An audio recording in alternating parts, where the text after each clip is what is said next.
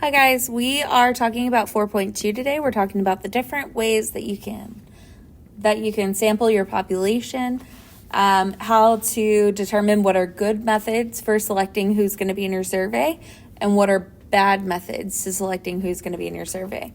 Now, the first thing that we need to talk about is what does it mean to have a bad sample? And a bad sample is whenever you have a lot of bias.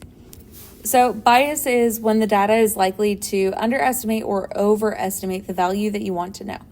So this is whenever it leans one way or the other. So either the numbers that you thought were going to be really, really low or they were going to be really, really high.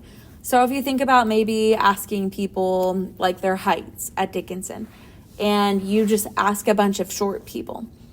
Well, the people who are short, that would be bias because you're not looking at the entire population of Dickinson High School. You're only asking a certain proportion, and so your final results show that only short people go to Dickinson High School. Whereas if you get a good sample that truly shows what the population looks like, then you should have a good average to what the actual height average of Dickinson High School is. Similarly, you can have bias if you overestimate. So if you only ask tall people what their height is, then you could have bias and it could lean more towards the right instead of the true center of the data.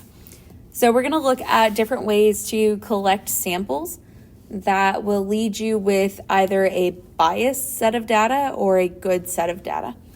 So the first one that we're going to be looking at is called a convenience sample.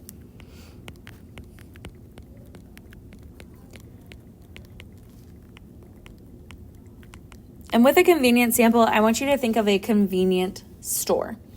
So the definition is that it consists of individuals from the same population who are easy to reach. And then if you think about a convenient store, well, that means that it is more convenient than going to a grocery store. So you can buy your chips and your soda at a convenience store really quickly, really easily.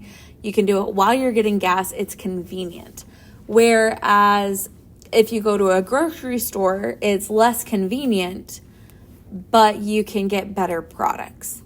So an example of a convenience sample would be, let's say that you are trying to figure out what time do Dickinson students wake up. So what time do students wake up?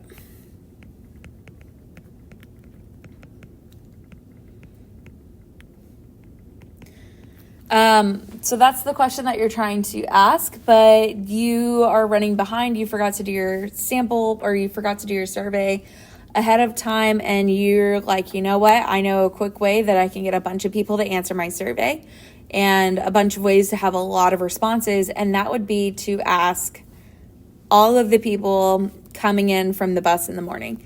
So that would be asking all bus riders in the morning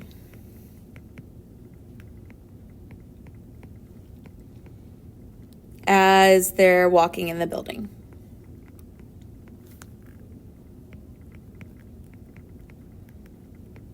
Because if you think about it, people who ride the bus, the buses are typically here by 6:30 in the morning.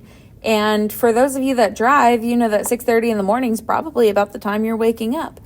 So by only asking the bus riders at Dickinson High School what time they wake up, they're going to give you a biased set of data because they are going to be underestimating the true average time that people wake up in the morning.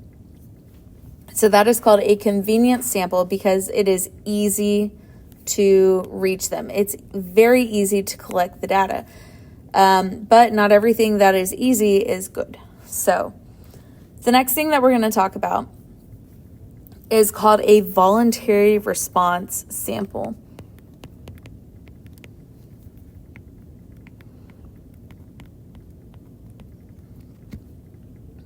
Sorry, sample. This consists of people who choose to be in the sample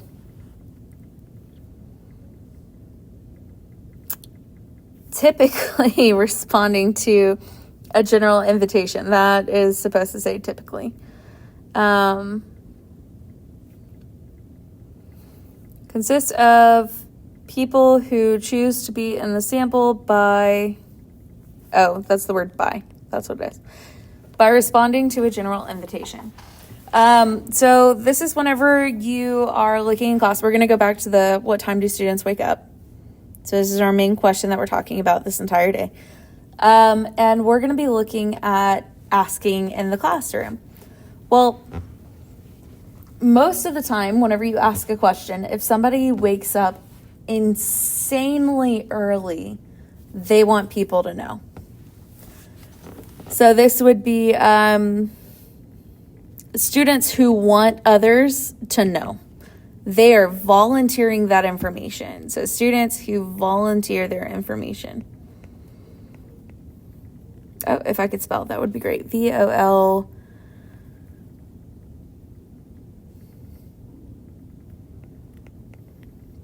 There we go. Their information.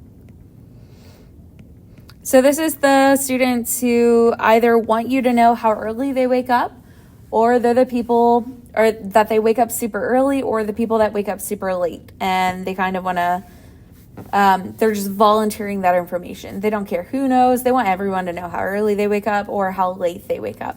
There's nothing wrong with being in part of a voluntary sample, but it does mean that your results will be biased, because most of the time, people who wake up at an average time don't really care about sharing what time they wake up. Now, the last one is absolutely the best kind of sample you could have. This is called a random sample. Now, a random sample consists of individuals from the population who are selected for sampling using a chance process. So these are people that are selected in a random manner to be part of your survey. So it's not every single person that walks into the door. It's not every single person who volunteers their information. This is a truly random sample, meaning that if you have a group in a room, you don't know who's going to be part of the survey and who's not until you select them using a random selecting process. And we're going to be talking about the different ways that you can create a random sample in future sections.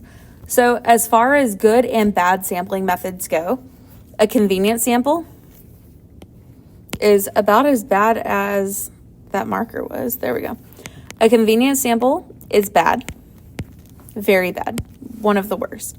A voluntary sample is probably the same amount of bad. And then, of course, you have your random sample, which is the best kind of sampling you can get. And that concludes our notes for 4.2. Next set of notes, we should be learning how